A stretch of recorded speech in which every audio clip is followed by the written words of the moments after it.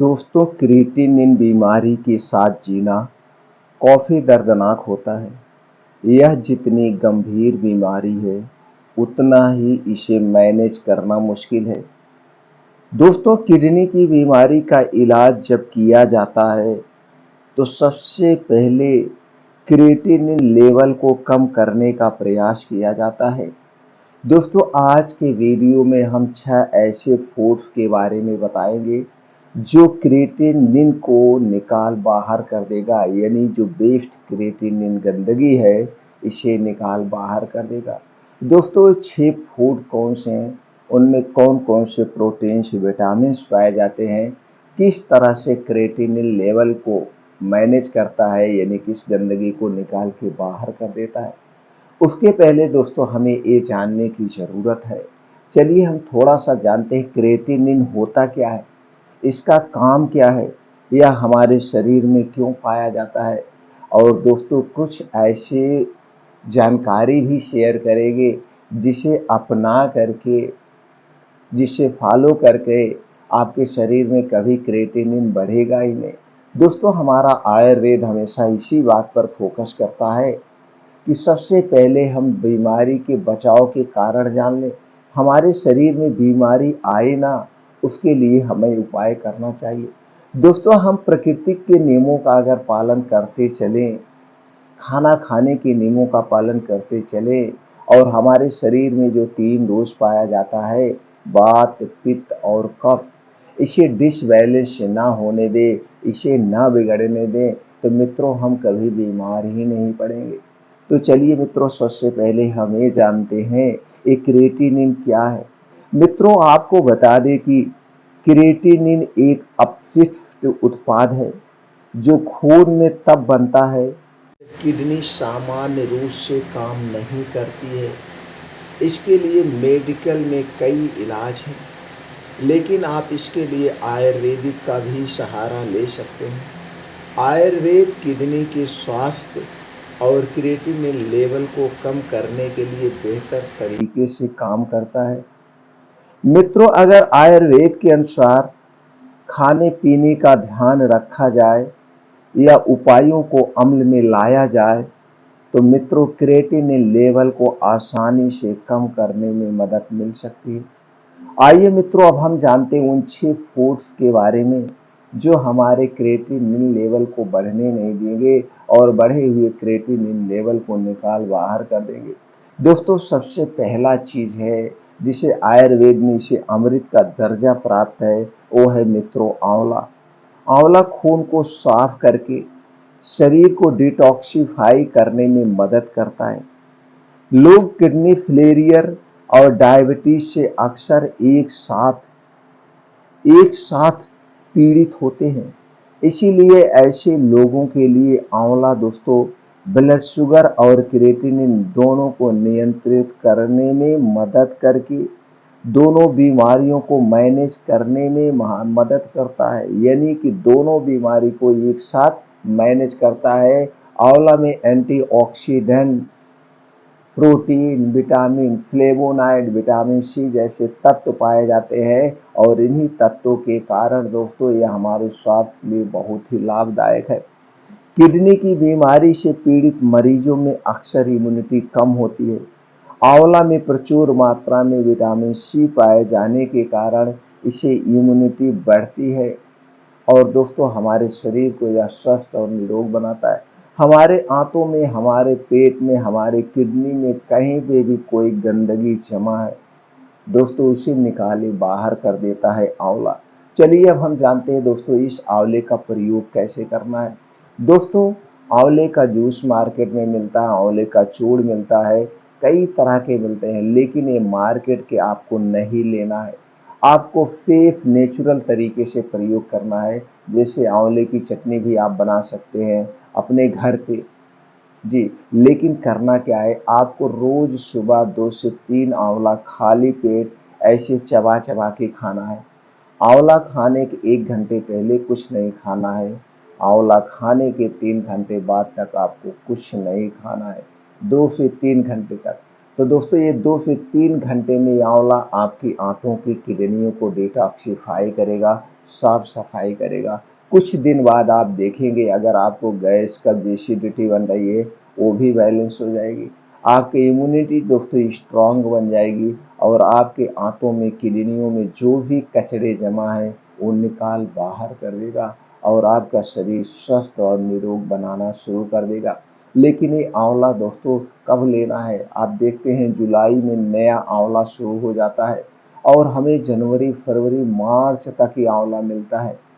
यहाँ तक अभी भी आंवला मिल रहा है क्योंकि कुछ ऐसे पेड़ होते हैं जो 12 महीने फल देते हैं। तो दोस्तों आंवला कैसे प्रयोग करना है आप जानिए। लेकिन कुछ लोगों का ये प्रश्न होता है, क्या सर मैं आंवले का जूस ले सकता हूँ? जूस ले सकते हैं लेकिन घर पे बनाइए।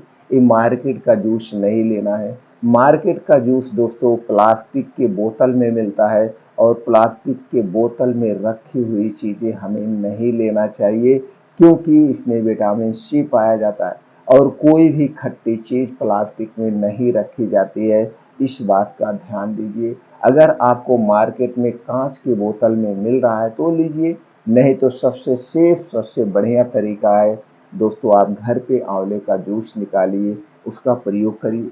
दूसरी चीज है दोस्तों है हल्दी। दोस्तों हल्दी किडनी के कार्य को बेहतर बनाने में मदद करती है। हल्दी में दोस्तों सक्रिय यौगिक कैरकुमिन एंटी इंफ्लेमेटरी एंटीऑक्सीडेंट गुण होता है। इन सभी वजह से किडनी में सूजन और ऑक्सीडेटिव स्ट्रेस कम होता है।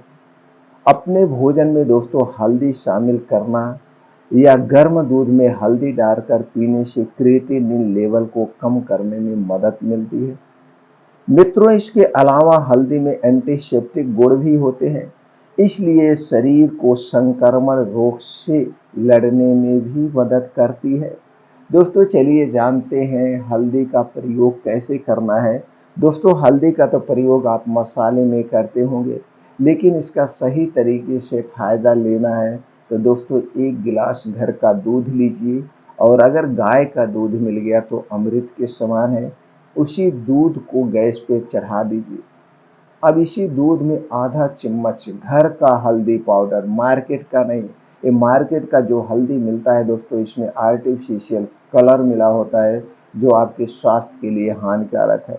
तो घर का हल्दी पाउडर डाल के आधा चम्मच इस दूध को उबाल दीजिए 10 से 15 मिनट स्लो आंच पर। अब इसी दूध को आपको पीना है। कब पीना है? रात को खाना खाने के 1 घंटे के बाद इस दूध का प्रयोग करना है। दूध पीने के 1 घंटे के बाद सोना है, तुरंत नहीं सोना है। दूध पीने के बाद आपको पानी वानी कुछ नहीं पीना है। ये है हल्दी का उपयोग करने का तरीका। अगली चीज है दोस्तों है खीरा। दोस्तों खीरा अपने कूलिंग करने वाले गुण के लिए जाना जाता है। आयुर्वेद में किडनी के स्वास्थ्य के लिए बहुत फायदेमंद बताया गया है। दोस्तों खीरे को अपने डाइट में शामिल करने से फाइबर और विभिन्न पोषक तत्व मिलते हैं। खीरा खाने से दोस्तों पेशाब का उत्पादन बढ़ता है और क्रिएटिनिन जैसे अपशिष्ट उत्पादों को खत्म करने में मदद मिलती है।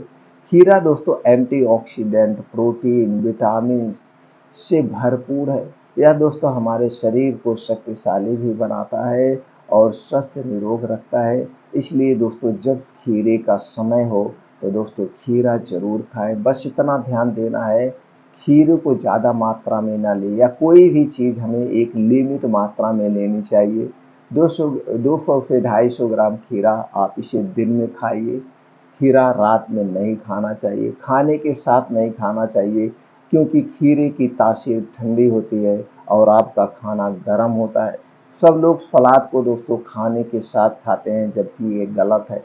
जब भी सलाद खाइए खाना और सलाद के बीच में या खीरा और सलाद के बीच में 2 से 3 घंटे का डिफरेंट होना चाहिए। जब भी मित्रों खीरा खाइएगा उसके 1 घंटे पहले पानी नहीं पीना है और खीरा खाने के 2 घंटे बाद तक आपको पानी नहीं पीना है। इस बात का आप ध्यान रखेंगे। अगला है दोस्तों साबुत अनाज। साबुत अनाजों में जैसे जौ, बाजरा और भूरे चावल के सेवन को सबसे अच्छा माना जाता है। ये अनाज फाइबर, विटामिन और मिनरल से भरपूर होते हैं। ये अनाज किडनी के लिए पौष्टिक और अच्छे माने जाते हैं दोस्तों। इन अनाजों को अपनी डाइट में शामिल करने से किडनी के स्वास्थ्य को बेहतर बनाने, ऊर्जा बढ़ाने और क्रिएटिनिन लेवल को कम करने में मदद करता है। तो दोस्तों, इन अनाजों की रोटी आप अपने डाइट में शामिल करें और अपनी किडनी को स्वस्थ और निरोग बनाएं। इसके साथ साथ ये हमारे पाचन तंत्र को भी स्ट्रांग बनाता है। बस इतना ध्यान देना है, एक सब चीज़ों को एक लिमिट मात्रा में लेना है। किसी भी चीज़ की हद दोस्तों हमारे स्वास्थ्य के लिए हानिकारक होती है। अगली चीज़ है दोस्तों अनार। मित्रों, अनार में antioxidant, calcium, iron, vitamin C, fibre, vitamin, minerals जैसे तत्व पाए जाते हैं। इसलिए दोस्तों ये किडनी को नुकसान से बचाने और क्रिएटिनिन के लेवल को कम करने में मदद करते हैं। दोस्तों, ताज़ा अनार खाने या इसका जूस पीने से किडनी को स्वस्थ व निरोग रखा जा सकता है। बस इतना ध्यान देना है, हमें स्टोर किया हुआ अनार नहीं लेना है।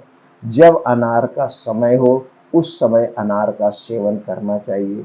अनार ऐसे भी आप खा सकते हैं और इसका जूस भी पी सकते हैं। मित्रों, जब भी कोई फल खाना, इसे दिन में खाना, रात में मत खाना और ना तो खाने के साथ खाना चाहिए। हो सके तो एक बार में एक ही फल खाएं। खट्टा और मीठा दो फल एक साथ नहीं लिए जाता। तो दोस्तों चलिए जानते हैं अनार को कितना लेना है। दोस्तों, अनार 250 ग्राम से 300 ग्राम, इसे ऐसे चबा के आप खा सकते हैं या इसका जूस निकाल के आप पी सकते हैं। जब भी पीना, इसके जूस पीने के बाद कुछ मत खाना पीना। अगली चीज है दोस्तों पुनर्वा और गोचरू। दोस्तों, पुनर्वा एक मूत्रवर्धक के रूप में कार्य करता है और क्रिएटिनिन सहित अपशिष्ट उत्पादों को खत्म करने में मदद करता है। गोचरू किडनी के कार्य को बेहतर बनाता है। ये दोनों औषधियां दोस्तों हमारे शरीर के लिए, हमारे किडनी के लिए बहुत ही महत्वपूर्ण है। दोस्तों, पुनर्वा और गोचरू का आपको मार्केट में टैबलेट, पाउडर, सीरप सब कुछ मिल जाएगा। तो दोस्तों इसे आयुर्वेद के अनुसार सेवन कर सकते हैं। तो दोस्तों, ये थे 6 फूड्स जो आपके क्रिएटिन लेवल को मैनेज कर सकते हैं। इससे संबंधित मित्रों और कोई आपको जानकारी चाहिए तो आप कमेंट सेक्शन में पूछिए, वो जानकारी हम आपको प्रोवाइड कर देंगे। फिर मिलते हैं मित्रों अगले वीडियो में ऐसे ही और महत्वपूर्ण जानकारी के साथ।